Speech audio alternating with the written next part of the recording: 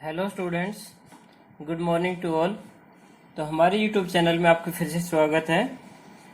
Welcome to my YouTube channel PK accountancy.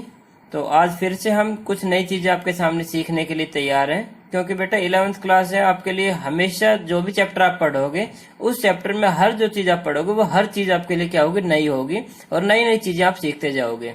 तो बेटा इस वीडियो को पूरा देखना, ताकि आपको जो भी चीजें हो वो आपको अच्छी तरह समझ में आए और आगे फ्यूचर में भी आपके वो सारी चीजें काम आ सके। तो आज फिर से हम हमारा वही चैप्टर जो है उसी को आगे बढ़ाते हैं। चैप्टर का नेम है अकाउंटिंग इक्वेशन। तो जो पिछला टॉपिक या पिछली वीडियो जो हमने देखी थी अकाउंटिंग इक्वेशन के चैप्टर की, उसमें हमने ये देखा था कि जितने भी हमारी एसेट्स होती है वो हमेशा कैपिटल प्लस में लाइबिलिटीज के इक्वल होती है। तो वो चीजें हमारे सामने दोबारा से आएंगी। और उसमें एक चीज हमने पढ़ी थी कि जब भी हम कोई ट्रांजेक्शन करेंगे तो हर एक ट्रांजेक्शन के बाद हमारी जो एसेट्स होंगी ना वो हमेशा लायबिलिटी के इक्वल होंगी, यानी कि कभी भी वो कम या ज्यादा नहीं होंगी। ठीक है, तो आज हम देखते हैं कि उसी टॉपिक के अकॉर्डिंग हम प्रॉफिट या लॉस कैसे निकाल सकते हैं। हम प्रॉफिट या फिर लॉस कैसे निकाल सकते हैं। लेकिन उससे पहले हम वही चीजें पढ़ते हैं कि जितनी भी हमारी एसेट्स होती है वो हमेशा किसके इक्वल होती है, कैपिटल प्लस में लायबिलिटीज के इक्वल होती है। तो हम इनको आगे पीछे कर सकते हैं, यानी कि अगर हमें कैपिटल निकालना हो तो क्या करेंगे, हम एसेट्स में से लायबिलिटी माइनस कर देंगे, और अगर लायबिलिटीज निकालनी हो तो क्या करेंगे, एसेट्स में से कैपिटल माइनस कर देंगे। तो ये तो वही है कि एक ही अकाउंटिंग इक्वेशन है, उसी को हमने क्या कर लिया है, आगे पीछे कर लिया है। अब यहाँ चाहे इस कैपिटल को लगा लो, ठीक है, और चाहे आप इस कैपिटल को लगा लो, चाहे इस कैपिटल को लगा, यानी कि इस अकाउंटिंग इक्वेशन में जो भी कैपिटल यूज होती है वो हमेशा क्या होती है, हमारी क्लोजिंग कैपिटल होती है। वो हमेशा क्या होती है, हमारी क्लोजिंग कैपिटल होती है, यानी कि जब भी हम अकाउंट्स क्लोज करते हैं तब की होती है। तो अब हमें ये पता होना चाहिए कि हम अकाउंट्स क्लोज करते कब हैं। तो इसके लिए हमें अकाउंटिंग पीरियड के बारे में पता होना चाहिए। अकाउंटिंग पीरियड में हर एक कंट्री के अकॉर्डिंग अलग अलग हो सकता है, लेकिन हमारी कंट्री में मोस्टली जो अकाउंटिंग पीरियड यूज होता है वो 1 अप्रैल को स्टार्ट होता है किसी भी साल में, और 31 मार्च को क्या होता है, एंड होता है। अगर बाई चांस किसी क्वेश्चन में हमारा जो अकाउंटिंग पीरियड है वो 1 जनवरी को शुरू हुआ है तो वो खत्म कब हो जाएगा, 31 दिसंबर को, यानी कि रहेगा तो 1 साल का ही, लेकिन मोस्टली जो होगा शुरू वो 1 अप्रैल को शुरू होगा। और बाई चांस किसी क्वेश्चन में क्या कहा होगा कि 1 जनवरी को शुरू होगा। तो अगर 1 अप्रैल को शुरू होता है तो वो कब खत्म होगा, 31 मार्च को, और अगर 1 जनवरी को शुरू होता है तो वो कब खत्म होगा, 31 दिसंबर को होगा। तो जो हमें यहाँ क्लोजिंग कैपिटल दे रखी होगी ना, ये क्लोजिंग कैपिटल हमें किस डेट को दे रखी होगी, 31 मार्च को, यानी कि 31 मार्च या फिर 31 दिसंबर। तो यहाँ हमारी 1 जनवरी या 1 अप्रैल को जो भी चीज होगी हमारी क्या होगी, ओपनिंग होगी, और 31 मार्च या फिर 31 दिसंबर को जो चीज होगी वो हमेशा हमारी क्या होगी, क्लोजिंग होगी। ठीक है, तो हम देखते हैं कि प्रॉफिट या लॉस किस तरह से निकालेंगे। अब हमें प्रॉफिट या लॉस निकालने के लिए क्या करना है, या तो क्वेश्चन में हमें क्लोजिंग कैपिटल दे रखी होगी। अगर क्लोजिंग कैपिटल नहीं दे रखी है तो आपको कैपिटल कैसे निकालनी है, कैपिटल निकालनी एसेट्स माइनस में लायबिलिटी। कई बार क्या होगा क्वेश्चन में बेटा, आपको कैपिटल दे रखी होगी लेकिन उस कैपिटल की डेट दे रखी होगी 1 अप्रैल या फिर 1 जनवरी, 1 अप्रैल या फिर 1 जनवरी, यानी कि उस डेट को जो भी चीज आपको दे रखी हो, यानी कि कैपिटल दे रखी हो, तो वो हमेशा क्या होगी, ओपनिंग कैपिटल होगी। लेकिन हमें प्रॉफिट या लॉस निकालने के लिए क्या चाहिए, क्लोजिंग कैपिटल चाहिए। और हमारी जो क्लोजिंग कैपिटल वो कैसे निकलती है, एसेट्स में से लायबिलिटी माइनस करके। कैसे निकलेगी, जितने भी हमारी एसेट्स दे रखी है उन एसेट्स में से माइनस कर देंगे हम, क्या, लायबिलिटी माइनस कर देंगे, तो हमारे पास क्या आ जाएगी, क्लोजिंग कैपिटल आ जाएगी। तो क्लोजिंग कैपिटल का अमाउंट हमें जितना भी दिया उसी को हम यहाँ लिखेंगे। उस क्लोजिंग कैपिटल के अमाउंट में हम ऐड करेंगे, क्या करेंगे, ऐड, ड्रॉइंग। अगर दे रखे तो ऐड करेंगे, नहीं दे रखे तो नहीं ऐड करेंगे, कोई प्रॉब्लम नहीं है उसमें। उसके बाद इन दोनों का जो टोटल है उसमें से हमें लेस करना है, क्या लेस करना है, ओपनिंग कैपिटल। अभी आपको बताया था कि हमें ओपनिंग कैपिटल क्वेश्चन में दे रखी हो सकती है, और ओपनिंग कैपिटल हमेशा हमारी कब मिलेगी, 1 अप्रैल को या फिर 1 जनवरी को ही मिलेगी। तो उसको हम क्या करेंगे, ओपनिंग कैपिटल को हम लेस कर देंगे। अब जो लेस करने के बाद जो आएगा उसमें से हमें लेस करना है क्या, एडिशनल कैपिटल। अगर पार्टनर्स ने या फिर जो भी बिजनेसमैन है उसने और भी ज्यादा कैपिटल लगाई बिजनेस में, उसको हम फर्दर कैपिटल बोल सकते हैं, एडिशनल कैपिटल, या फिर कोई और नाम भी हो सकता है। तो आप उस लाइन को पढ़ के पता लगा सकते हो कि वो एडिशनल कैपिटल या फर्दर कैपिटल है या नहीं है। तो इसको हम क्या कर देंगे, लेस कर देंगे। अब हमारे पास जो आंसर आएगा वो या तो पॉजिटिव में आ सकता है या नेगेटिव में आ सकता है। पॉजिटिव में कब आ सकता है, अगर इन दोनों का टोटल इन दोनों के टोटल से क्या हो, ज्यादा हो। ठीक है, इन दोनों का टोटल इन दोनों के टोटल से ज्यादा हो तो हमारा पॉजिटिव आंसर आएगा, और अगर पॉजिटिव आंसर आता है तो हमारा क्या होगा, प्रॉफिट होगा। और अगर इन दोनों का टोटल कम हो और इन दोनों का टोटल ज्यादा हो, यानी कि ओपनिंग कैपिटल और एडिशनल कैपिटल का टोटल ज्यादा हो और क्लोजिंग कैपिटल और ड्राइंग इन दोनों का टोटल कम हो, तो हमारा आंसर किस में आएगा? नेगेटिव में आएगा। अगर नेगेटिव में आंसर आता है तो हमारा क्या होगा? लॉस होगा। तो इस तरह से बेटा आप प्रॉफिट एंड लॉस निकाल सकते हो। अगर किसी क्वेश्चन में ड्राइंग और एडिशनल कैपिटल नहीं दे रखी है तो हम क्लोजिंग कैपिटल में से क्या माइनस कर देंगे? ओपनिंग कैपिटल माइनस कर देंगे, तो सीधा हमारा क्या निकल जाएगा? प्रॉफिट एंड लॉस निकल जाएगा। तो इनमें से जरूरी नहीं कि सारी चीजें हमें गिवन हो, जो चीजें गिवन हो उसी से हम क्या निकालेंगे? प्रॉफिट एंड लॉस निकालेंगे। तो इस तरह से बेटा आपका प्रॉफिट या फिर लॉस निकालने का जो टॉपिक है वो यहाँ आपका कंप्लीट होता है। अब इसी में हम आगे पढ़ते हैं। इसी में आगे हमारे सामने है डेबिट और क्रेडिट। आप जब 10th क्लास में थे या 9th में थे या 8th में थे, आपने सुना होगा कि कॉमर्स लेंगे तो हमें डेबिट क्रेडिट करना पड़ेगा, डेबिट क्रेडिट पढ़ना पड़ेगा। लेकिन ये होते क्या है डेबिट और क्रेडिट? तो जो डेबिट होता है DEBIT और क्रेडिट जो होता है CREDIT, तो डेबिट को हम शॉर्ट फॉर्म में लिखेंगे DR, डेबिट को शॉर्ट फॉर्म में लिखेंगे हम DR, और क्रेडिट को शॉर्ट फॉर्म में किस में लिखेंगे हम? CR में लिखेंगे। अकाउंट कोई भी होगा, अकाउंट्स को हम किस शॉर्ट फॉर्म में लिखेंगे? A/C, अकाउंट्स को ऐसे लिखेंगे हम। तो जब हम कोई भी अकाउंट बनाएंगे तो वो हमेशा किस शेप में होता है? T शेप में होता है। वो किस शेप में होता है? T शेप में होता है। यहाँ देखिए बेटा, ये अकाउंट आपका और ये T शेप में है। इस T शेप में हमारी जो लेफ्ट हैंड साइड होगी, ये वाली जो साइड होगी, वो हमेशा क्या होगी? डेबिट साइड होगी। और जो राइट हैंड साइड होगी वो क्या होगी? क्रेडिट साइड होगी। लेफ्ट हैंड साइड डेबिट और राइट हैंड साइड क्या होगी? क्रेडिट। लेकिन डेबिट को बीच में नहीं लिखना है, सिर्फ बताने के लिए आपको डेबिट को यहाँ लिखना है हमें लेफ्ट हैंड साइड बिल्कुल। और जो क्रेडिट है उसको भी यहाँ नहीं लिखना, उसको भी कहाँ लिखना है हमें? बिल्कुल राइट हैंड साइड लिखना। तो ये हमारी डेबिट साइड हो गई और ये हमारी क्रेडिट साइड हो गई। इसमें हमारी जो कॉलम्स आ जाते हैं, इस तरह से हमारे बीच में कॉलम्स आ जाते हैं किसी भी अकाउंट में। तो ये जो कॉलम होता है ना, ये हमारा अमाउंट का कॉलम होता है, यानी कि यहाँ भी अमाउंट का कॉलम होगा और ये यहाँ भी अमाउंट का कॉलम होगा। लेकिन ये जो कॉलम होगा डेबिट का कॉलम होगा और ये जो कॉलम होगा किस चीज का होगा? क्रेडिट का होगा। तो यहाँ हम देखो पार्टीशन कर देते हैं। अब उसके बाद यहाँ देखिए, ये जो चीज होती है हमारी, इसमें जो चीज लिखेंगे वो होता है हमारा पर्टिकुलर्स। पर्टिकुलर मतलब होती है ये, पर्टिकुलर्स का मतलब क्या होता है? यहाँ हम डिस्क्रिप्शन देंगे किसी भी चीज का। यहाँ इसी तरह से ये भी डिस्क्रिप्शन होता है, ठीक है। यहाँ भी हम क्या लिखेंगे? पर्टिकुलर्स लिखेंगे। लेकिन ये किस चीज का पर्टिकुलर होगा? डेबिट साइड का। और ये किस चीज का होगा? क्रेडिट साइड का। तो ये बेटा आपके डेबिट और क्रेडिट होते हैं, यानी कि डेबिट और क्रेडिट क्या होते हैं? साइड होते हैं किसी भी अकाउंट की। तो लेफ्ट हैंड साइड क्या होगी? डेबिट, और राइट हैंड साइड क्या होगी? क्रेडिट। अब आ जाते हैं हम रूल्स के ऊपर कि डेबिट और क्रेडिट के रूल किस तरह से काम करते हैं। बेटा डेबिट और क्रेडिट को जो सारे रूल्स है ना, वो डिपेंड करते हैं अकाउंट्स के नेचर के ऊपर, कि जिस भी चीज का हम अकाउंट बना रहे हैं ना, वो किस चीज का अकाउंट है वो उसी के ऊपर डिपेंड करते हैं, ठीक है। तो हम उसको कुछ एग्जांपल से आपके लिए समझाते हैं आपको। जैसे कि मान लो आपको एसेट्स दे रखी है। एसेट्स का मतलब हुआ कैश, बैंक, स्टॉक, डेटर्स, बहुत सारी चीजें हो सकती है, ठीक है। तो इस तरह की अगर कोई भी चीज दे रखी हो और अगर वो इंक्रीज हो रही हो, क्या लिखेंगे हम?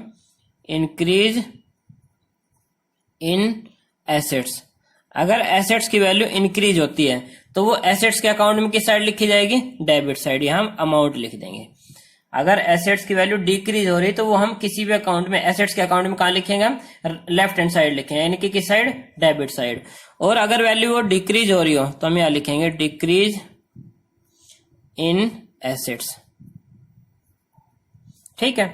डिक्रीज इन एसेट्स का यहाँ अमाउंट लिखा जाएगा।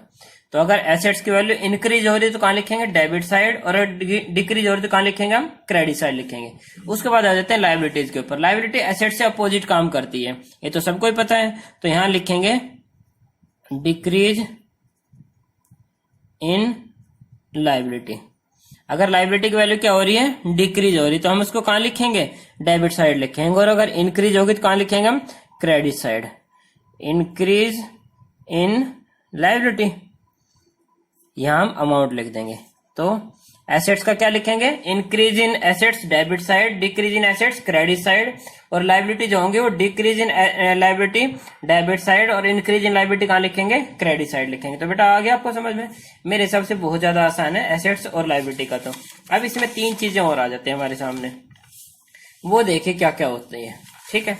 एक होता है कैपिटल, फिर है एक्सपेंसेस और लास्ट में हमारे आते हैं इनकम। तो यहाँ देखिए कैपिटल में क्या होता है। कैपिटल जो होती है वो बिल्कुल लायबिलिटी की तरह काम करती है, यानी कि अगर कैपिटल जो है वो डिक्रीज होगी, डिक्रीज इन कैपिटल। अगर कैपिटल डिक्रीज होगी तो कहाँ लिखेंगे हम? Debit side. और अगर इंक्रीज होगी तो कहाँ लिखेंगे हम? Credit side. Increase in liability, यहाँ इनका अमाउंट लिख देंगे जितना भी इंक्रीज या फिर डिक्रीज हुआ है। तो आपको ये चीजें याद रखनी पड़ेगी कि कैपिटल अगर डिक्रीज होगी तो कहाँ लिखेंगे? Debit side. और अगर इंक्रीज होगी तो कहाँ लिखेंगे? क्रेडिट साइड लिखेंगे। अब आ जाते हैं हम एक्सपेंसेस के ऊपर। जो एक्सपेंसेस होते हैं वो एसेट्स की तरह काम करते हैं। एसेट्स की तरह मान लो कि इंक्रीज इन एक्सपेंसेस। अगर एक्सपेंसेस इंक्रीज होगी तो उनको कहाँ लिखेंगे हम? Debit side. और अगर डिक्रीज होगी तो कहाँ लिखेंगे हम? Credit side. यानी कि डिक्रीज इन एक्सपेंसेस, यहाँ हम अमाउंट लिखेंगे इनका जितना भी हमारा डिक्रीज या इंक्रीज हुआ है। तो एक्सपेंसेस किसकी तरह काम करेंगे? एसेट्स की तरह। Increase in expenses debit side और decrease in expenses credit side. उसके बाद आ जाते हैं हम इनकम के ऊपर। इनकम जो है वो लायबिलिटी की तरह काम करती है, यानी कि decrease in income. Decrease in income को कहाँ लिखेंगे हम? Debit side. और इंक्रीज इन इनकम को कहाँ लिखेंगे हम? Credit side. Increase in income उसको हम लिखेंगे क्रेडिट साइड। तो एक बार बेटा थोड़ा सा हम दोबारा से हर चीज का रिवीजन कर लेते हैं कि डिक्रीज या इंक्रीज कौन कौन सा होता है। पहले आ जाते हैं एसेट्स पे। एसेट्स अगर इंक्रीज होगा तो डेबिट साइड और डिक्रीज होगा तो क्रेडिट साइड। लायबिलिटी अगर डिक्रीज होगी तो डेबिट साइड और इंक्रीज होगी तो क्रेडिट साइड, यानी कि दोनों अपोजिट चलेंगे। अब जो कैपिटल है, कैपिटल जो हमारी वो लायबिलिटी की तरह होगी, यानी कि decrease in capital debit side और increase in capital credit side. उसके बाद आ जाते हैं एक्सपेंसेस के ऊपर। Increase in expenses debit side और decrease in expenses credit side, ये एसेट्स की तरह काम करते हैं। और लास्ट में आ जाते हैं इनकम या फिर रिवेन्यू। एक्सपेंसेस या लॉस और ये क्या है? इनकम या फिर रिवेन्यू। इनकम जो है वो लायबिलिटी की तरह काम करेगी, यानी कि decrease in liability decrease in income कहाँ लिखेंगे? Debit side. और इंक्रीज इन इनकम कहाँ लिखेंगे? Credit side. तो इसके कुछ हम एग्जाम्पल समझते हैं। मान लो सपोज करो आपने गुड्स परचेज कर ली क्रेडिट पे। आपने गुड्स परचेज कर ली क्रेडिट पे। यहाँ लिख देता हूं मैं ट्रांजेक्शन फर्स्ट है यहाँ, ठीक है। यहाँ लिख देता हूं transactions. Goods purchased on credit. आपने गुड्स परचेज कर ली क्रेडिट पे, तो इसका मतलब कि दो चीजें इफेक्ट हो रही, जो चीजें इफेक्ट हो रही ना, आपको वो चीजें लेनी पड़ेगी। तो सबसे पहले इफेक्ट हो रहा है आपका गुड्स। गुड्स का मतलब क्या होता है? स्टॉक। और स्टॉक हमारी क्या होती है? एसेट्स होती है, ठीक है। जब आपने गुड्स परचेज किए यानी कि स्टॉक आपके पास आए, तो इसका मतलब स्टॉक क्या होगा आपका? इंक्रीज होगा। तो इंक्रीज इन स्टॉक को कहाँ लिखेंगे? इंक्रीज इन स्टॉक है। इंक्रीज इन स्टॉक मतलब क्या होगा? Increase in assets. तो एसेट्स के अकाउंट में स्टॉक को कहाँ लिखेंगे हम? डेबिट साइड लिखेंगे। लेकिन जब आप गुड्स को परचेज करते हो तो पहली चीज तो ये होगी आपकी, और दूसरी जो चीज होगी इफेक्ट क्या होगी कि जब आप गुड्स को परचेज करोगे क्रेडिट पे, यानी कि उधार परचेज करोगे, तो आपके जो है क्रेडिटर वो क्या हो जाएंगे? इंक्रीज हो जाएंगे। वो क्या हो जाएंगे? क्रेडिटर। तो क्रेडिटर्स आपके क्या हो रहे हैं? क्रेडिटर किस में आते हैं? आपके लायबिलिटी में। और जब आपने उधार गुड्स परचेज के क्रेडिट पे गुड्स परचेज की, इसका मतलब कि आपकी जो रिस्पॉन्सिबिलिटी वो बढ़ गई, क्योंकि आपको पे करना है, तो आपके क्रेडिटर बढ़ गए। क्रेडिटर बढ़ा है, इसका मतलब कि क्या बढ़ा है? लायबिलिटी बढ़ी है। और लायबिलिटी अगर बढ़ेगी, लायबिलिटी अगर बढ़ेगी तो हम उसको कहाँ लिखेंगे? फिर हम लायबिलिटीज के अकाउंट में क्रेडिट साइड लिखेंगे। अब दूसरी ट्रांजेक्शन लिखते हैं। मान लो हमने लिख लिया पेमेंट टू क्रेडिटर्स। क्रेडिटर्स को पेमेंट कर दिया हमने। यहाँ तो दोनों चीजें हमारी क्या होती है? इंक्रीज होती है। तो अब डिक्रीज वाली चीजें देखते हैं। जब हम क्रेडिटर को पेमेंट करेंगे तो कैश में पेमेंट करेंगे, यानी कि दो अकाउंट इफेक्ट होंगे हमारे। एक तो कैश अकाउंट इफेक्ट होगा और दूसरा हमारा क्या अकाउंट इफेक्ट होगा? क्रेडिटर्स का अकाउंट इफेक्ट होगा। अब हमने कैश पे किया क्रेडिटर्स को, इसका मतलब कि कैश हमारा क्या हो गया? कम हो गया। कैश मतलब क्या होती है? एसेट्स होती है। तो एसेट्स आपकी क्या हो गई है? डिक्रीज हो गई है। अगर एसेट्स डिक्रीज होगी तो एसेट्स के अकाउंट में किस साइड लिखेंगे? Credit side. तो एसेट्स मतलब किसका अकाउंट बनाएंगे? कैश का अकाउंट बनाएंगे। और कैश के अकाउंट में किस साइड लिखेंगे? क्रेडिट साइड लिखेंगे, क्योंकि ये क्या हुआ है? डिक्रीज हुआ है। फिर हमारा क्रेडिटर। क्रेडिटर मतलब क्या होता है? लायबिलिटी। जब आपने क्रेडिटर को पे कर दिया तो जितने आपके क्रेडिटर थे उससे कम हो गए। मान लो किसी को आपको 10,000 रुपए देने थे, आपने 10,000 रुपए उसके दे दिए, इसका मतलब कि आप उसको आप कुछ भी नहीं दोगे, तो इसका मतलब क्रेडिटर क्या हो गए? कम हो गए, यानी कि डिक्रीज हो गए। अगर क्रेडिटर कम होते हैं तो हम कहाँ लिखेंगे, लाइबिलिटी के अकाउंट में, यानी कि क्रेडिटर के अकाउंट में लिखेंगे। और अगर लाइबिलिटी डिक्रीज होती है तो उसको कहाँ लिखते हैं हम, डेबिट साइड यानी कि राइट हैंड साइड लिखेंगे। तो इस तरह से बेटा डेबिट और क्रेडिट के रूल आपके काम करते हैं। तो इस वीडियो को अगर आप पूरा देखोगे तो आपको सारी चीजें समझ में आ जाएगी किस तरह से हम प्रॉफिट या फिर लॉस फाइंड करते हैं। यहाँ देखिए कि किस तरह से हम प्रॉफिट या फिर लॉस फाइंड करते हैं। उसके लिए चाहिए हमें closing capital plus drawing minus opening capital और माइनस में एडिशनल कैपिटल। तो पॉजिटिव आंसर प्रॉफिट और नेगेटिव आंसर हमारा क्या आएगा, लॉस आएगा। उसके बाद आ जाते हैं डेबिट और क्रेडिट पे। डेबिट और क्रेडिट क्या होते हैं, जो हमारी किसी भी अकाउंट में जो लेफ्ट हैंड साइड होती है वो क्या होगी, डेबिट, और राइट हैंड साइड हमारी क्या होगी, क्रेडिट होगी। और वो भी किस अकाउंट में, जो टी शेप अकाउंट होगा ना उसमें। अब आ जाते हैं रूल्स पे, डेबिट और क्रेडिट के रूल पे। एसेट्स में अगर इंक्रीज होगा तो डेबिट साइड और डिक्रीज होगा तो क्रेडिट साइड। लायबिलिटी में अगर डिक्रीज होगा तो डेबिट साइड और इंक्रीज होगा तो क्रेडिट साइड। इसके बाद आ जाती है हमारी कैपिटल, जो लायबिलिटी की तरह काम करती है, यानी कि decrease in capital debit side और increase in capital credit side. उसके बाद आते हैं एक्सपेंसेस, जो कि एसेट्स की तरह काम करते हैं। इंक्रीज इन एक्सपेंसेस कहाँ लिखेंगे, डेबिट साइड, और डिक्रीज इन एक्सपेंसेस कहाँ लिखेंगे, क्रेडिट साइड। इसी तरह से इनकम जो होगी वो कैपिटल लायबिलिटी की तरह काम करेगी। Decrease in income debit side और इंक्रीज इन इनकम कहाँ लिखेंगे, क्रेडिट साइड। तो इस तरह से बेटा आपको सारी चीजें मैंने आज आपके बता दी। तो इस वीडियो को आप पूरा देखें और जो भी चीजें मैंने आपको बताई है उनको समझने की और उनको अच्छी तरह से दिमाग में बिठाने की कोशिश करें, ताकि आगे आपको किसी भी तरह की प्रॉब्लम फेस ना करनी पड़े। ओके, थैंक यू बेटा।